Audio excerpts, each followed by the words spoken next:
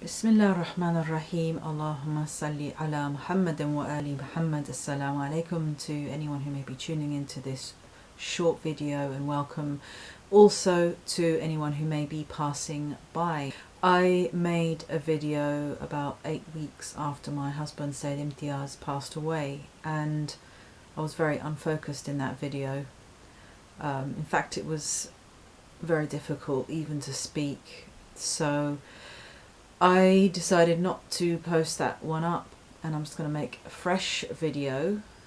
This is now being recorded 5 months after he has passed on to the next world, and I'm a little bit more focused and not dealing with the overwhelming grief that just comes over you like a tidal wave. So welcome to everybody who may be watching this video, and I'm going to be just reflecting upon a few things, again, the day and age in which we're living and the relevance of Islam, why I converted to Islam as many people do, and where we can head from here, inshallah. So one thing that I was going to talk about in the other video, which I haven't loaded up because I was quite unfocused in that video, is what Imtiaz used to talk about, which is displacement of populations. So we have seen over the last century and a half, just over a century, populations being moved en masse due to war and famine, drought, but largely due to war, and also due to the chopping up of countries, the establishment of artificial boundaries, which has then meant that whole groups of people have had to migrate and move to another region. So we're living in a world of mass displacement at the moment. People uprooted from their homelands and unlikely to ever return to those homelands. And what happens when people do migrate is that initially they may think that it's simply a matter of transposing yourself and your traditions and your family and your sense of self, your status from back home. Is simply a matter of transferring that from home to a new country or a new place, or city, whatever. But what we see happening down the generations is that, of course, second and third generations who are being raised in that environment can't relate to what was happening back home. They don't share the memories of those who have come from back home. And so then we have a permanent state of displacement and a permanent loss of memory. Also, with regard to trauma, when people have migrated due to traumatic events, they tend not to want to talk about what happened. We can see this with the partition in India, and also with regard to the War of Independence in Ireland. Also, the Second World War, we have generations of people who just preferred not to talk about what happened. They wanted to look forward to the future and try to build towards the future. But what this means is that knowledge and wisdom that may have been gained from the previous generations is not passed down to the next generations. And then we have groups of young people growing up in cities from different backgrounds who don't really know who they are, and they don't know, crucially, why they are there. What were the forces that brought them to that place? So I used to teach Muslim students. I've been teaching Muslim students for the last 20 years, and what I have noticed is that the students that I have taught generally don't have a sense of confidence about who they are in their environment. And of course, they haven't been taught what are the forces, what are the strategies, political strategies of those around them that have brought them to that place. And of course, then if you don't really understand where you're coming from, where you are in the moment, and what your not identity, but who you are, and not just who you are in a secular sense, but who you are in an internal sense, a sense of the inner understanding of who you are. If you don't understand that, then it's highly unlikely that you're going to understand what direction to take with your life. We have seen with generations that have migrated to the West that they have been very intently focused on getting a foothold in that society. So the focus has been very much on the material aspect of living in a new environment, and then the internal aspects, the esoteric aspects, the spiritual aspects of existence, of life, of humanity kind of get put to the side. So we find that Islamic teachings are really kind of like an extracurricular activity and something that's just kind of added on to other subjects that people are studying. And there really isn't a sense of direction. And this is something that I have been thinking about the last few months. What is the direction that Muslims at the moment should be heading towards? What is the action that Muslims should be taking with regard to the future? What preparations are being made? What plans are being established in order to counter the destruction that we see happening all around us? And generally, it seems that there is no plan. For those who have migrated to wealthier countries, then their focus is very much intently upon getting a job in a company, graduating, establishing yourself in your job. And there isn't really an overall vision of the direction that we are heading in as human beings.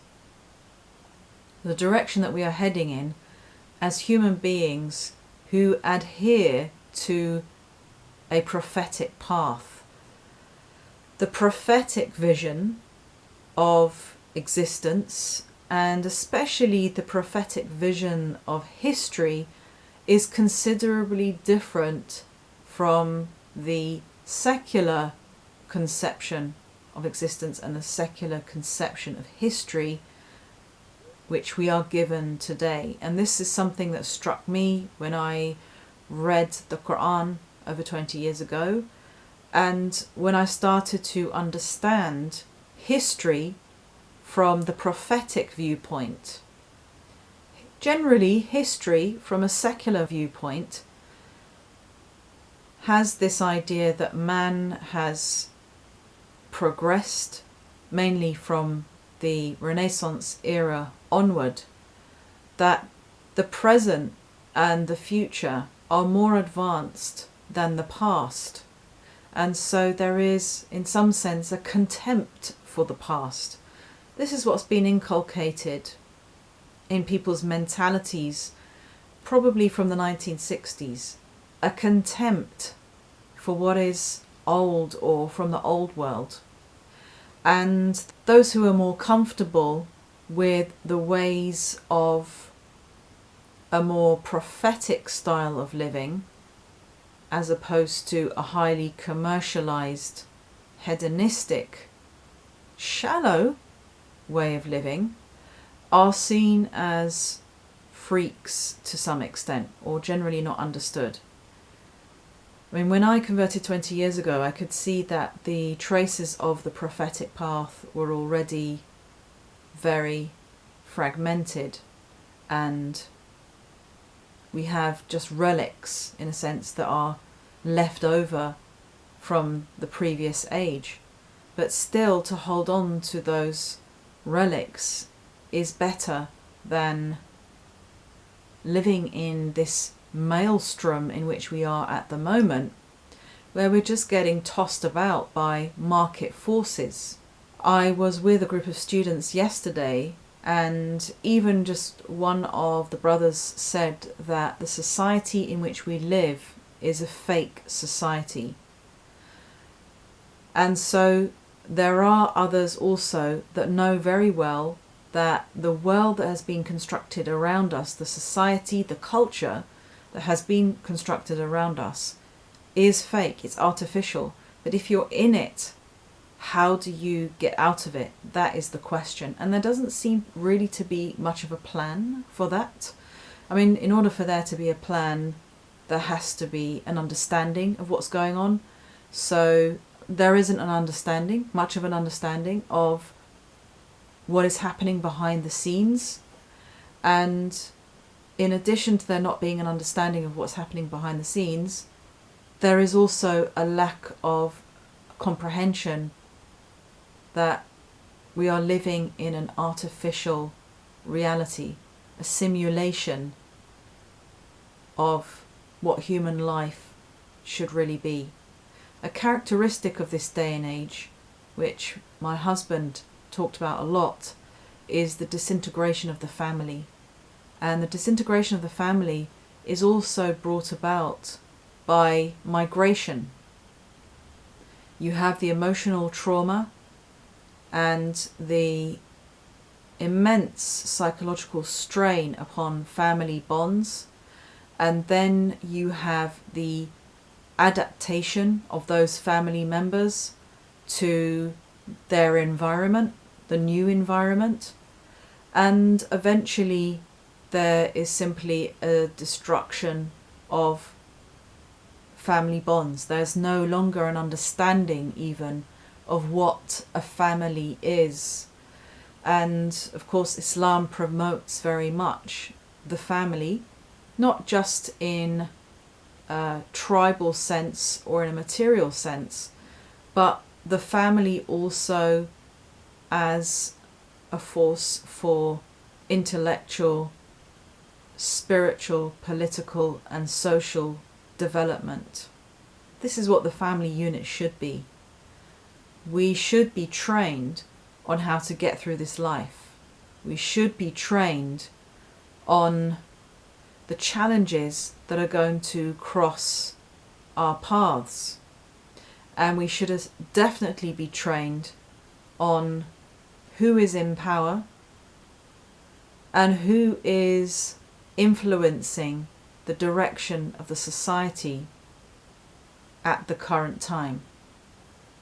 When we look back at previously quite influential European thinkers who have had quite an impact on culture in Europe, we find that a lot of them were corrupt and they often molested young people. People like Jean-Paul Sartre, Simone de Beauvoir, and other thinkers. You suddenly come to realize that 20th century European culture has been hugely influenced by people who were essentially abusers.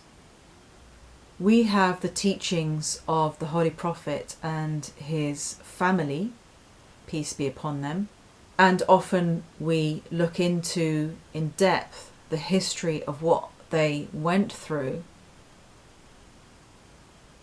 But we also need to think about how those teachings can be implemented today, not just in a personal sense, but in a cultural, political and social sense, even in a literary and artistic sense as well. It's excellent to know the history, and it's excellent to know the Quran and the Hadith, but we also need to know how to apply that to the age in which we are living. And at the moment, people are getting so caught up in the drama that is being generated around us, that in some way they've lost not only a sense of a path that they should be taking, but also they've lost any idea that they should be looking for a path in the first place. So we need to engage in practices of reflection in order to cultivate wisdom, in order to be able to envision the path that we should be taking forward. Essentially, once you migrate and you leave your homeland, there's no going back. There's no going back to a previous age, and there's no going back to that land and really being a part of that land from which your parents or your grandparents came from. Even if people migrated back to their parents' land or their grandparents' land, it's always going to be as someone who is in some kind of way a hybrid of different cultures, the different cultures that they have absorbed. So I think for many people today, the big question is, where do we fit in? Where do we belong? And more people are asking themselves this question. And so inshallah, I'll be discussing this issue a little bit more in future videos. Thank you for watching, and have a very blessed day. And please do remember to say Al-Fatiha for our marhumin and for Syed Imtiaz. Thank you.